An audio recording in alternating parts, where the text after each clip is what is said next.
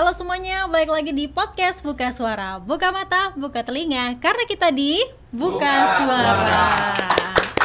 Seneng banget, kesempatan kali ini kita bakal ngobrolin topik yang dekat banget sama kehidupan sehari-hari, tapi seringkali bikin pusing nih ya. Soal inflasi. Yaps, inflasi. Ini istilah ekonomi yang kata orang tuh ribet, tapi malah bikin belanjaan juga boncos nih, terutama untuk ibu-ibu dan juga buat teman-teman yang sering belanja ke pasar nih ya. Tema kita bakal bahas soal paham inflasi biar nggak buta ekonomi dengan bahasa yang sederhana dan juga biar bisa dimengerti ya untuk teman-teman di rumah semuanya. Aku bakal sapa dua narasumber kita, ada Bapak Anzori Tawakal sebagai pakar ekonomi, yang beliau ini adalah seorang ekonom yang sudah melalang buana ya, membahas soal inflasi, ekonomi makro dan juga kebijakan publik. Dan juga ada Mbak Rizali Trigita selaku ibu rumah tangga yang biasa disapa Mbak Seli nih, seorang ibu rumah tangga yang sering ngerasain juga ya Mbak ya? Cukup merasakan nih soal inflasi nih, naik turunnya harga gitu ya, dan juga deflasi. Oke, sebelum kita bahas ke hal-hal yang mungkin sedikit berat dan juga serius, mungkin kita bahas yang ringan-ringan dulu nih ya Pak ya. Ini kalau misalnya Bapak sendiri ngedengar kata inflasi, apa sih Pak yang terlintas di pikiran Bapak? Baik Pak Agnes, ya kata inflasi ini memang berasal dari bahasa asing ya, inflation. Artinya kenaikan harga. Lawannya adalah deflasi. Deflation itu penurunan harga. Nah, tetapi yang idealnya inflasi ini nggak perlu ditakuti sebetulnya. Jadi harga itu memang secara realnya ya fluktuatif. Nah fluktuatif, ya idealnya kenaikan harga itu per tahun ya rata-rata itu 3 plus minus 1. Ya, paling tinggi inflasi itu 4 ya, 3 plus 1 4, kemudian minusnya berarti 2. Itu angka ideal ya, 2 sampai 4. Iya. Nah, sama dengan dalam konteks manusia yang sehat itu memiliki tekanan darah yang normal. Itu 120 per 80. Ya, tapi ada yang lebih kan, ada yang kurang ya Pak ada ya? yang kurang. Jadi darah tinggi sama darah rendah sama juga, efeknya juga pasti kurang sehat, tidak sehat. Nah, dalam konteks ekonomi realnya inflasi ini kan dicatat berdasarkan indeks harga konsumen oleh institusi yang negara diberikan tanggung jawab untuk mengurus itu, yaitu Badan Pusat Statistik. Nah, jadi tiap minggu pertama dan minggu ketiga ya, itu tekniknya petugas statistik itu akan mencatat di Provinsi Bengkulu ini 2 kota, itu Kota Bengkulu dan Kota Mukomuko ya, Kabupaten Mukomuko. Nah, itu harga dicatat dari pagi ya, katakanlah tempatnya itu di pasar Minggu, pasar Panorama dan pasar-pasar lain. Tapi 2 tempat itu kalau untuk Kota Bengkulu, Pasar Minggu dan Pasar Panorama. Itu untuk polytelly-food. Nah, polytelly-food ini apa? Artinya makanan yang berasal dari sektor pertanian dalam arti luas, itu 60%. Kemudian sektor industri food, itu makanan berasal dari proses pengolahan industri. Nah, harga-harga inilah yang dicatat berdasarkan yang dibeli, yang dirasakan ibu-ibu. Nah, misalnya kalau sektor pertanian ini harga cabai, bawang merah, bawang putih, beras, telur dan seterusnya itu dilihat trennya, ada kenaikan atau tetap stabil atau ada penurunan. Nah, angka inflasi bulan Juni ya, 1 bulan yang lalu itu untuk kita Kota Bengkulu ini mengalami penurunan sebesar 0,31. Artinya tidak terjadi inflasi, tetapi terjadi deflasi. Nah, tapi untuk year on year-nya dibandingkan dengan tahun kemarin, Kota Bengkulu itu inflasinya 0,55. Nah, artinya kalau kita rata-ratakan, ini kan 12 bulan kan dalam 1 tahun, berarti kalau 0,55 saja per bulan Juni ini kali 12 berarti sekitar 3% lebih.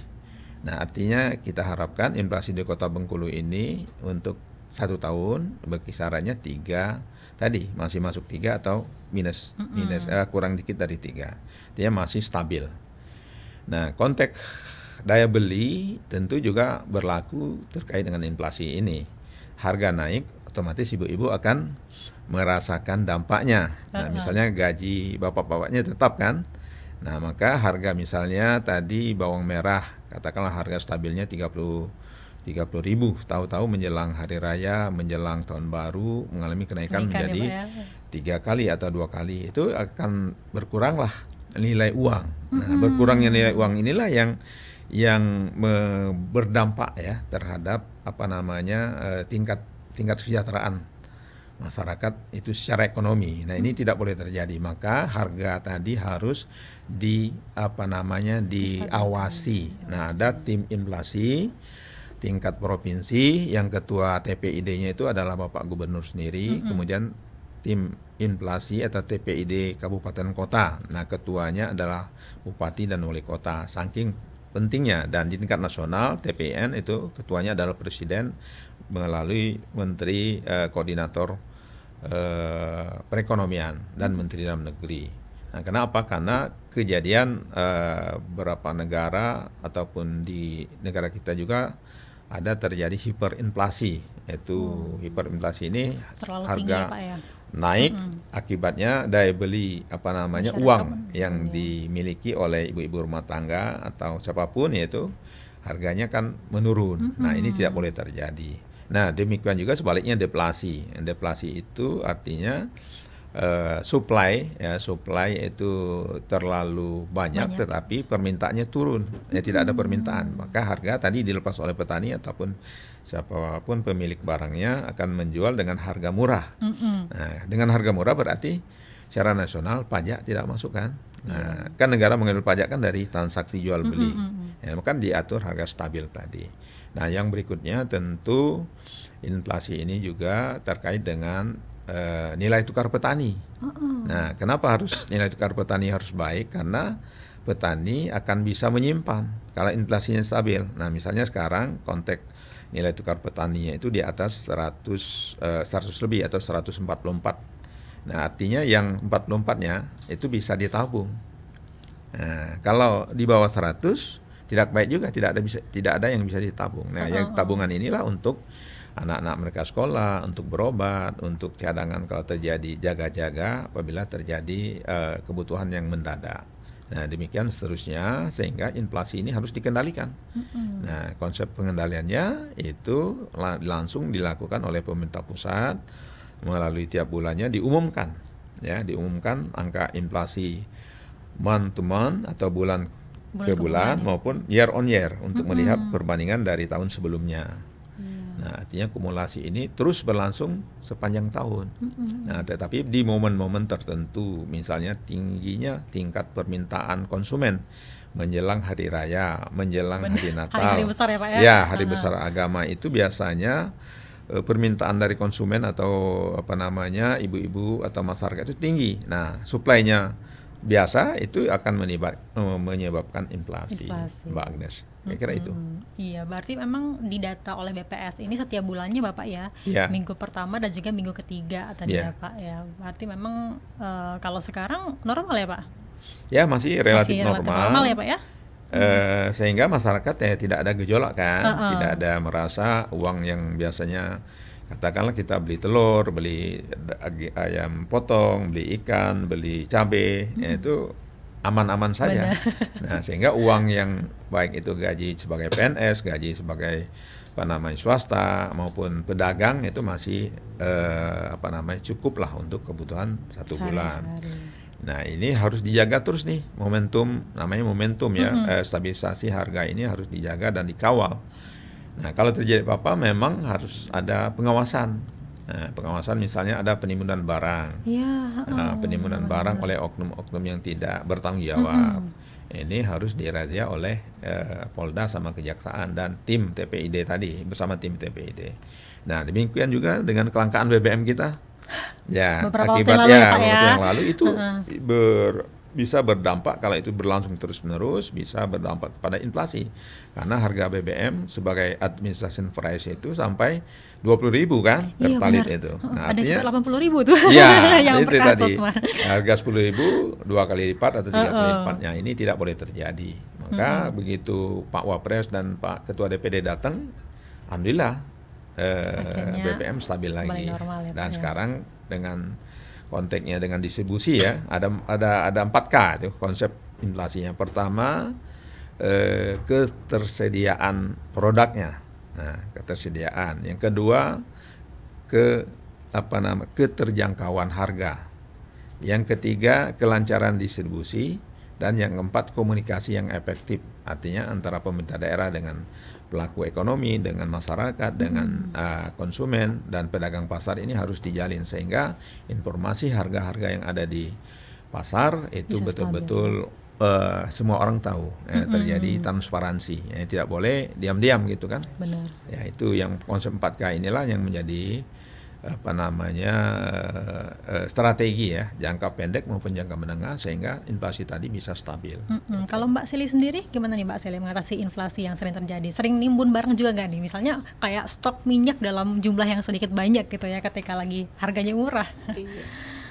Alhamdulillahnya sampai sekarang saya belum pernah merasa menimbun barang seperti itu. Jadi saya lebih ke setiap bulannya itu ketika kita dapat, ya saya kan ibu rumah tangga yang tidak bekerja, hanya suami memberikan uang bulanan, sebagaimana bisanya saya mengatur uang itu untuk cukup di keluarga saya. Jadi setiap bulannya itu saya harus memanajemen per minggu. Ya, jadi saya sengaja membuat draft setiap minggu uang mingguan saya harus sekian, itu harus cukup. Jadi selama 4 minggu itu sudah saya save. Itu tidak boleh diganggu gugat, itu semuanya udah terdata, sudah terencana, sudah terdaftar. Jadi ketika saya belanja ke pasar juga saya nggak mesti bingung lagi karena sudah saya list semua.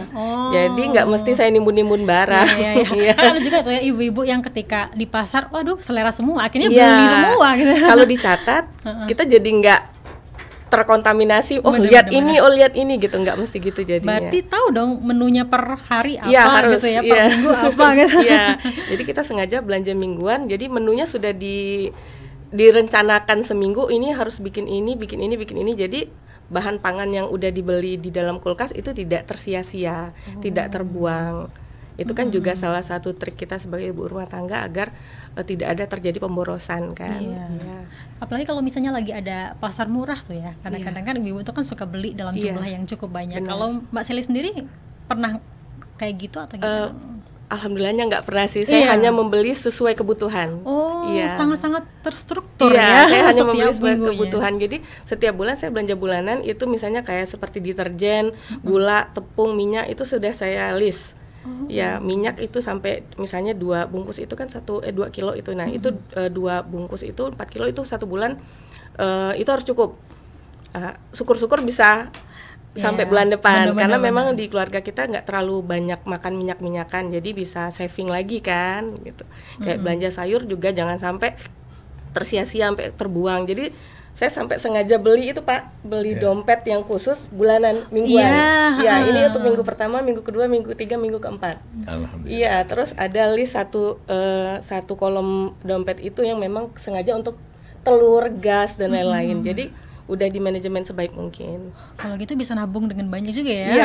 Karena saya sama suami juga lebih prioritas ke pendidikan sama kesehatan anak, jadi harus nabung. Benar. Karena biayanya juga lebih tinggi ya Pak. Biaya hidup ya Mbak ya. Semakin kesini semakin tinggi nih. Kalau Pak Anzori sendiri mungkin kenapa sih banyak orang tuh harus ngeri soal inflasi, terutama mungkin ibu rumah tangga seperti Mbak Seli ini? Jadi konsep ataupun mengelola kebutuhan rumah tangga, pahamkan Mbak Seli tadi sudah benar. Artinya berbelanja sesuai dengan kebutuhan. Artinya tidak ada yang mubazir atau tidak perlu kan? Nah, karena biasanya kalau awal bulan ya, bagi yang suaminya profesional baik itu di pemerintahan atau di swasta, itu kan uangnya gajian awal bulan. Nah, betul untuk menghindari hal yang mubazir itu mencatat semua kebutuhan per bulan. Nah, sehingga dari gaji yang ada itu bisa di saving. Save itu tabungan untuk tadi pendidikan anak-anak, kesehatan dan jaga-jaga kalau ada kebutuhan mendadak. Nah, dalam konteks ini memang Majelis Ulama Indonesia itu sudah menghimbau biasanya di awal Ramadan, di awal Lebaran itu untuk berbelanja sesuai kebutuhan, jangan berlebih-lebihan. Nah, kalau berlebihan artinya tadi kalau supply and demand-nya terjadi pada titik equilibrium, keseimbangan, artinya ada yang tidak seimbang kan. Nah, yang tidak seimbang ini akan membuat ekonomi kita jadi panas. Jadi misalnya kebutuhan bawang merah cukup untuk 1 bulan, kemudian telur 1 bulan, kemudian beras 1 bulan, jadi sehingga manajemen rumah tangganya bagi setiap rumah tangga kalau dilakukan dengan disiplin, insya Allah inflasi itu tidak akan lebih dari 4% per tahun atau tidak akan kurang dari 2% supaya daya belinya tetap ada. Nah ini kan sepanjang tahun kan harus stabil. Nah stabilitas daya beli inilah yang secara teori ekonominya harus inikan betul, diawasi, kemudian juga dampaknya terhadap penerimaan negara. Nah kalau daya belinya kurang, artinya barang yang lakukan kurang, berarti pajak yang masuk untuk negara juga kurang. Benar. Demikian juga kalau harganya tinggi, tidak ada orang berbelanja, sama juga kan. Tidak ada yang laku, berarti pajaknya. Jadi pemerintah harus betul-betul menjaga kestabilan harga ini sampaikan hal yang sekecil-kecilnya.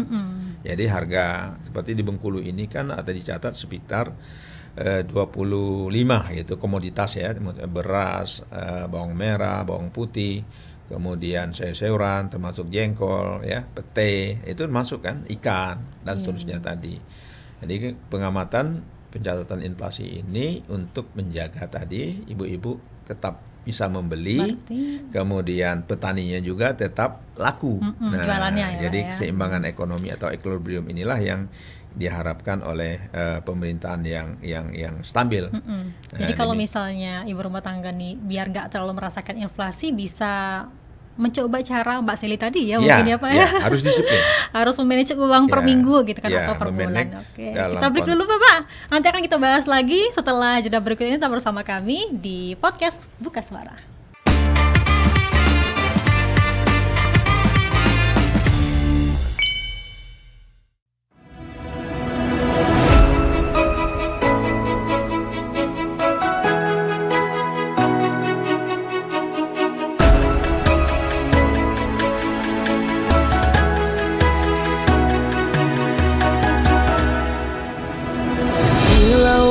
Samudra terbentang khatulistiwa, di situ ku ada bersamamu saudara.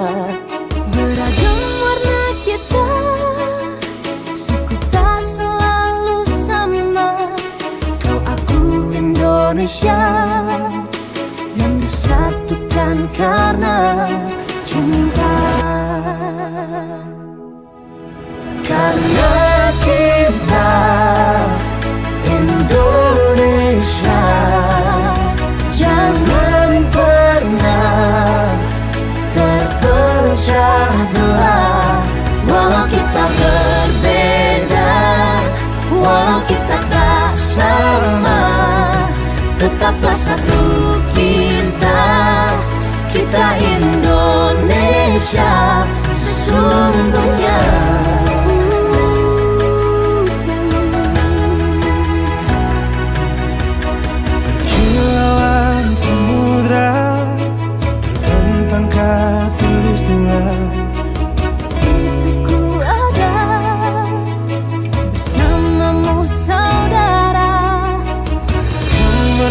Kita suku tak selalu sama. Kau aku Indonesia yang disatukan karena cinta.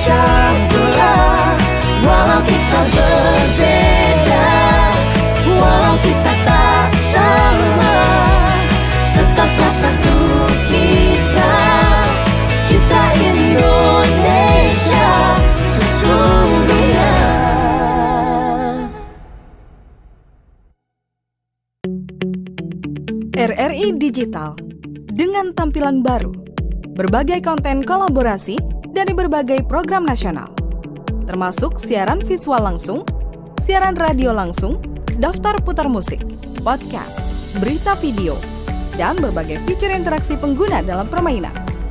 Berbagai konten menarik seperti suka, komentar, dan berbagi, serta obrolan langsung dengan penyiar dan pengguna.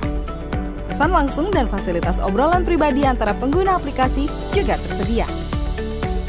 RRI Digital tersedia di Google Store dan App Store. RRI Digital.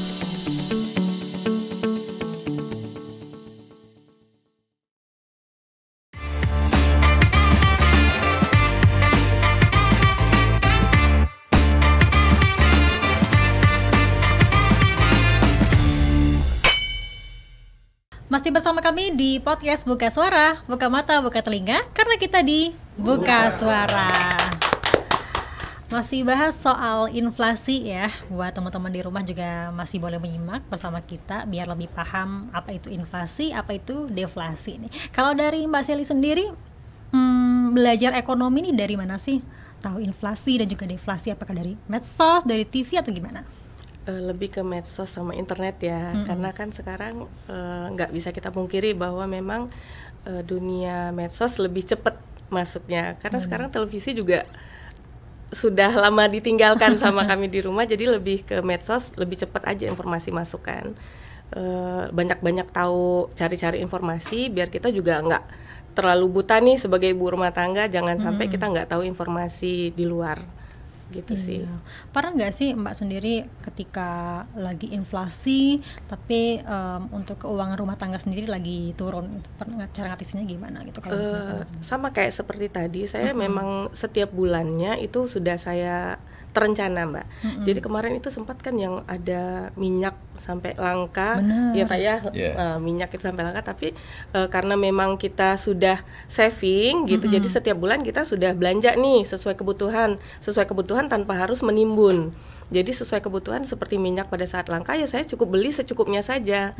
Iya, jadi kalau orang belanja sampai sekian liter disimpan nih gitu, kita nggak usah gitu. Ketika takut minyak langka gitu kan, akhirnya beli dalam jumlah yang banyak. Iya, kita sesuai kebutuhan aja nih, toh selama 1 bulan kita kan sudah bisa menghitung nih, karena udah setiap bulan kan sudah kita lewatin. Jadi setiap bulan, kita tahu nih kalau di rumah kita hanya 2 liter nih habisnya, jadi nggak perlu kita banyak-banyak, insya Allah juga toh pemerintah nggak akan diam saja kan. Iya, jadi kemungkinan bulan depan juga akan baik-baik saja gitu. Jadi lebih baik memang belanja sesuai kebutuhan saja cukup. Tapi belajar manage uang tuh dari mana Mbak? Dari Apakah mama memang saya.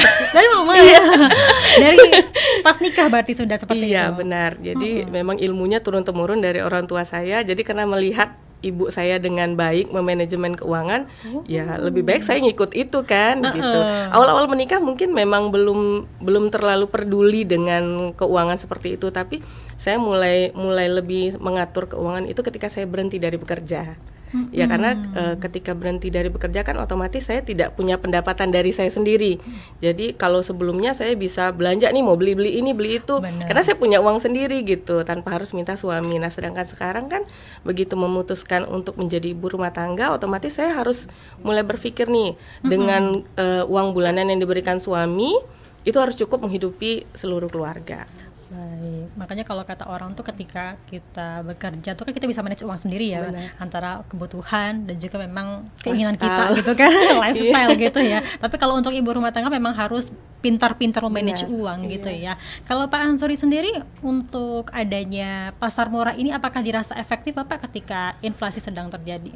Ketika inflasi sedang terjadi, pasar murah merupakan solusi ya, solutif untuk supaya bahan-bahan pangan yang tadinya mungkin langka atau harganya naik, maka bagi ibu-ibu rumah tangga saya pikir pasar murah salah satu solusi. Itu biasanya diadakan sekarang kan hampir setiap hari ya. Di Dinas Ketahanan Pangan Provinsi Bengkulu itu menjual minyak goreng, beras, dan kebutuhan pokok lainnya. Nah, yang kedua tentu pasar murah ini juga akan memberikan semacam pemerataan lah gitu ya kepada semua pedagang sehingga tidak ada yang nimbun. Nah, jadi kalau ada yang nimbun barang, nanti ya orang tidak akan belanja di toko atau di warungnya dia. Ada solusi.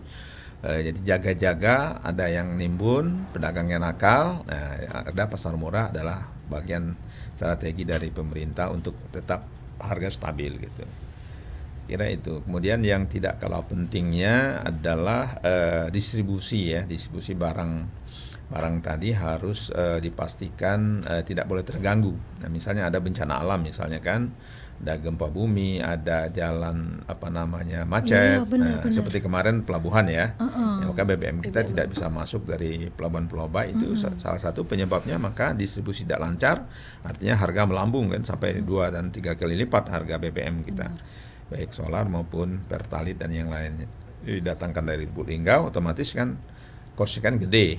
Bagi Pertamina untuk mendatangkan BBM dari Lubuk Linggau itu artinya mengurangi keuntungan dari Pertamina. Nah, sekarang kalau sudah stabil, insya Allah ekonomi kita Bengkulu secara distribusinya aman. Ya, itu kita harapkan ke depan ya, tidak ada hambatan dari sisi distribusi. Demikian juga barang-barang pokok lainnya kan, misalnya telur datangkan dari Sumatera Barat ya, kita Bengkulu kurang. Nah, maka angkutan jalan raya dari Sumatera Barat ke Bengkulu harus dijamin lancar. Sama kayak kalau misalnya kita kan juga sering masuk sayur mayur tuh dari arah pegunungan ya Pak ya, dari Payang, dari Curug, ketika tiba-tiba ada trouble di jalan gitu kan, akhirnya kita tidak bisa mengkonsumsi sayur yang segar misalnya gitu ya. Tapi kalau Mbak Sili sendiri udah mengatasi hal itu ya. Seminggu sekali. Seminggu sekali malah ya. Tapi emang belanja biasanya di tempat yang sama atau cari tempat yang murah nih? Kita sengaja cari tempat yang murah karena juga karena sudah tahu kan ya, kita belanja kan setiap minggu, jadi udah tahu nih kira-kira yang nyaman belanjanya di mana. Datang ke pasar tradisional ke bibi siapa gitu kan, karena kita udah survei ada langganan nih, ya. Survei nih, oh ini lebih murah, yang ini agak lebih tinggi, oh ini lebih segar, ini tidak gitu sih. Lebih ke memang kita capek-capek ya keliling pasar, tapi ya harus dijalani karena demi tidak terjadi pemborosan, uangnya juga bisa di-saving kan. Kadang kan ada perbedaan ya Pak, antara beli tomat di sini atau beli cabai di sini sama di sebelahnya beda. Berapa ribu gitu kan. Tapi kan karena ibu rumah tangga nih. 1.000-2.000 bisa beda, sama jamnya juga tuh Mbak. Belanja pagi sama malam kan beda harganya. Iya, malam lebih murah. Jadi kita sengaja belanjanya kalau mingguan di hari Minggu itu pagi. Tapi kalau misalnya ada keadaan mendesak, misalnya ternyata sayur tiba-tiba habis nih, saya lebih milih belanja di malam hari karena malam kan barang baru masuk kan dari gunung, jadi lebih murah. Iya, lebih murah dan lebih segar tentunya. Baik, kalau Pak Ansori sendiri melihat peran suami istri ketika mengalami inflasi ini, terutama dalam segi keuangan keluarga nih ya, seperti apa nih Pak? Jadi gini, memang suami sebagai katakanlah kepala rumah tangga atau imam, jadi harus tahu persis. Kadang-kadang dengan inflasi dia sering tidak percaya kok cepat sekali uangnya. Uang 100.000 kok dapat ini doang gitu kan. Nah ini harus suami istri harus berkomunikasi secara produktif ya, supaya terkait dengan isu harga ini betul-betul bukan menjadi ini istri saja, tapi suami harus tahu, karena tadinya mungkin kesiapan makanan sehari-hari cukup. Kenapa setelah ada inflasi ini ya, jadi bapak-bapak harus mengerti dan juga harus peduli dan harus tahu kiat-kiatnya ya.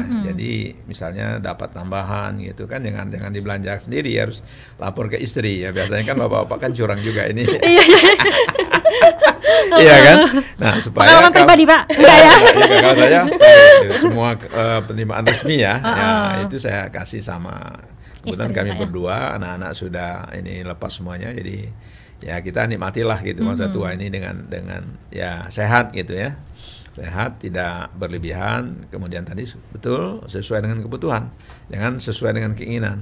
Kadang-kadang kita ke mall itu kan maunya lihat-lihat beli kebutuhan pokok, tapi ada aja yang terlintas, wah ini bagus nih, tergoda. Nah ini bagi saya terutama sebagai ini sering gitu ya. Nah biasanya harus direm ibu-ibu, ibunya harus ngerem ngapain, jadi yang di rumah masih banyak yang belum dipakai kan, kira-kira begitu biasanya gitu. Nah terkait dengan peran kepala keluarga dalam konteks terutama ya untuk yang masih menyekolahkan anak-anaknya, betul Ibu tadi harus betul-betul, karena sekolah anak ini kan Ya, macam-macam kan kebutuhannya, biaya kuliah, kemudian biaya untuk dia praktek, misalnya kalau untuk fakultas-fakultas yang ada prakteknya, kemudian misalnya ada semester pendek. Nah, ini harus dipikirkan karena memanage itu gampang-gampang susah gitu. Nah, maka harus ada tabungan. Nah, tabungan inilah yang akan membantu ketika kebutuhan yang mendadak tadi ya bisa dikeluarkan dari pos itu. Benar. Jadi betul, memang jadi primadona itu memang kalau teman-teman kami mengatakan menteri keuangan. Ya, jadi yang jadi Bu Sri Mulyani dalam tanda kutip itu ibu rumah tangga. Ibu Bundahara. Bundahara kalau kata orangnya. Bundahara ya, menteri keuangan kalau Bapak. Oh, menteri keuangan. Iya, menteri keuangan. Jadi ngatur kan? Iya, benar. Ya, Bapak mencari uang tapi yang ngatur pengeluaran tentu ibu-ibu yang arif dan bijaksana. Berarti emang seharusnya Bapak rumah tangga pun juga harus tahu ya Pak ya terkait dengan inflasi ini. Jangan tiba-tiba ngasih uang aja nih gitu kan. Tapi mereka juga harus tahu apakah uang ini cukup dalam jangka waktu sebulan kah, atau seminggu kah, atau seperti apa gitu kan. Kalau masyarakat sendiri biar ikut andil dalam membantu mengatasi inflasi ini seperti apa Bapak? Dalam contoh hal sederhana saja misalnya. Satu, konsepnya ya memang seperti Ibu tadi, itu mengatur pengeluaran dengan bijaksana. Yang kedua tentu kalau yang tidak berpenghasilan tetap, ya yang bukan pegawai, ya ini kan sulit kan, kapan dapat uang. Nah, ini harus artinya memanage uang itu betul-betul menjadi sesuatu yang paling vital. Vital kenapa? Karena ketika dia dapat uang harus disimpan. Nah, kemudian pengeluarannya sudah jelas. Nah, konsep di kota-kota besar, terutama seperti Kota Bengkulu ini kan adanya masyarakat urban kan, yang pindah mencari pekerjaan. Ini sesuatu yang memang agak sulit gitu. Tetapi dengan kondisi bisa menjadi buruh, bisa menjadi pedagang, bisa menjadi UMKM, ini kan solusi untuk mendapatkan uang. Nah, terutama juga untuk anak-anak muda gitu kan. Sehingga adanya ada pergerakan ekonomi, adanya daya beli tadi bisa menciptakan lapangan kerja. Nah, UMKM salah satu solusi. Nah, sekarang Koperasi Merah Putih yang sedang di launching besok pagi ya oleh Pak Presiden Prabowo di Klaten itu menjadi salah satu solusi supaya koperasinya sumber pembiayaan sekaligus juga sumber untuk menghasilkan produk barang atau jasa. Nah, sehingga mereka-mereka yang tidak memiliki pekerjaan tetap bisa menjadi mitra koperasi dalam berusaha. Oh, seperti Mbak Sili juga bisa? Bisa, karena anggota koperasi ini kan diberikan kesempatan membayar uang pokok, kemudian usahanya di bidang jasa, di bidang kuliner, atau di bidang produk pertanian itu bisa. Nah, sehingga dengan pembiayaan koperasi kan lebih mudah, lebih murah, dan lebih cepat. Nah, juga ada pembiayaan bank kan, perbankan, tapi harus pakai syarat yang lebih ribet, nah, gitu kan. Mbak Lis ini kan mantan pegawai bank juga kan, tahu persis ya. Jadi administrasi hasil. Kalau dengan koperasi UMKM ini lebih aksesnya lebih cepat. Nah, putaran uangnya juga bisa iurannya atau angsurannya bisa dibayar per hari. Nah, ini kan sesuatu yang dipikirkan oleh pemerintah sekarang, adanya percepatan terhadap pilar ekonomi ya, Koperasi Merah Putih dan UMKM yang terus didorong untuk menjadi penyelamat ya, bukan ini ya, dalam tanda kutip pelaku ekonomi yang betul-betul akan memberikan kontribusi terhadap penerimaan negara maupun terhadap penciptaan lapangan pekerjaan. Baik. Kalau misalnya masyarakat sudah paham terkait dengan inflasi, kira-kira untuk dampaknya sendiri kepada negara itu seperti apa, Bapak? Ini akan memberikan dampak yang luar biasa. Artinya negara akan stabil ya, seperti di negara maju. Kalau produk-produk pertaniannya artinya tersedia setiap saat, maka masyarakatnya akan berkonsumsi, tidak akan berkonsumsi berlebihan, tidak akan juga takut tidak mendapatkan barang tadi, artinya produk-produk tadi setiap saat ada dengan harga yang relatif terjangkau. Yang kedua itu ya, keterjangkauan harga ini hal yang paling pokok, hal yang paling mendasar. Maka pemerintah harus mengatur, menjaga ya keterjangkauan harga ini paling. Nah, berikutnya tentu memang distribusinya harus lancar. Kemudian komunikasi, informasi melalui media sosial, melalui TVRI, RRI yang sekarang kita ini salah satu media komunikasi yang sangat efektif dan produktif untuk supaya masyarakat kita edukasi dengan baik. Ya, edukasi dengan baik inilah yang terus menerus harus dilakukan. Ya, seperti Bu Lis ini dia sudah teredukasi dengan baik kan. Nah, jadi sehingga inilah peran ibu rumah tangga dalam membangun bangsa ini.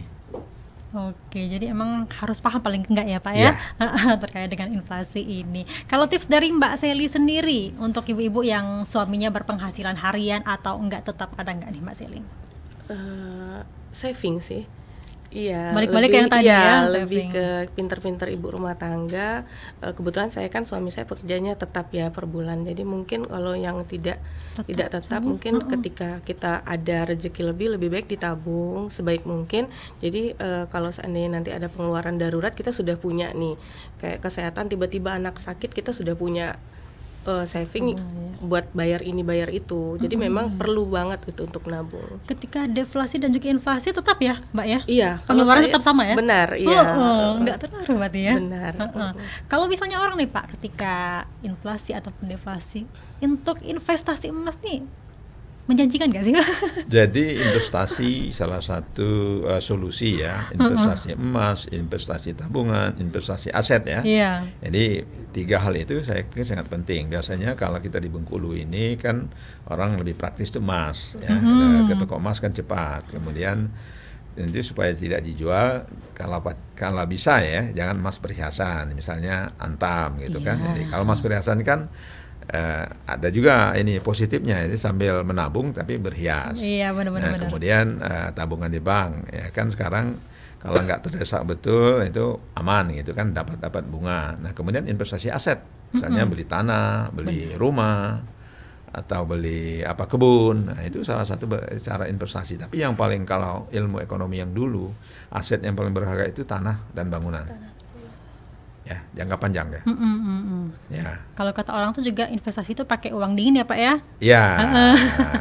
Jangan ganggu uang panas gitu kan. Jangan pakai uang panas ya. Saya pikir itu ya strategi jangka panjang, jangka menengah, sehingga kalau kita terdesak, itu tadi secara Mbak Lis tadi benar gitu kan, tetap aman gitu. Yang penting ada aman ya, tidak perlu minjam tetangga, minjam minta ke orang tua gitu kan. Bahkan ya konsep yang kalau saya pengalaman ya, jadi kalau kita harus konsepnya itu lebih banyak memberi, ya memberi apa gitu kan, ya makanan, rezeki ya Pak ya.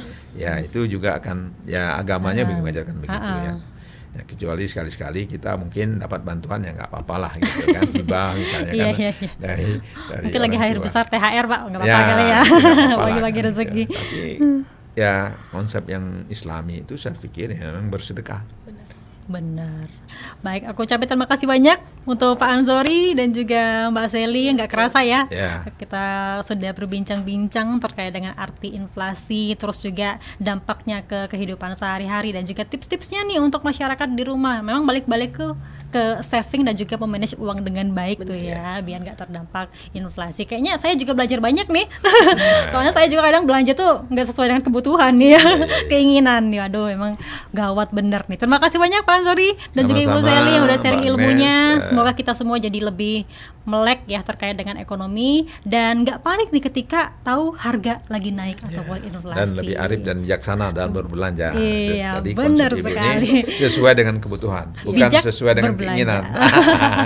Oke, sampai jumpa di podcast selanjutnya. Bye bye.